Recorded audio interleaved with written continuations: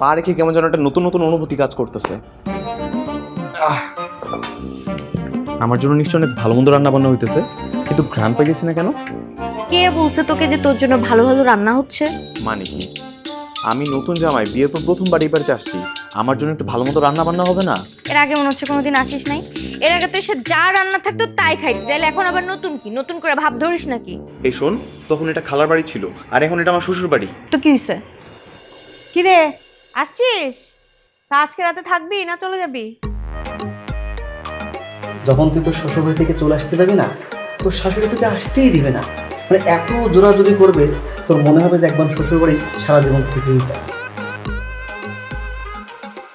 এই, কথা বলিস না কেন? হ্যাঁ, আজকে রাতে থাকবি না চলে যাবি? চলে যাব, অনেক কাজ আছে। তো কাজ আছে তো আসছিস কেন? একটু সময় নিয়ে আসবি না? ঠিক আছে, যাবি যেহেতু তাড়াতাড়ি চলে যা। সারাদিন অফিস করছিস, টায়ার্ড হয়ে আসিস, যা বাসা গিয়ে রেস্ট করবে। আর আমি আজকে থাকবো। হ্যাঁ, তুই তো থাকবি। আরে এটা কি হইল বুঝলাম না। আমি চাইলাম কি আর হইল কি?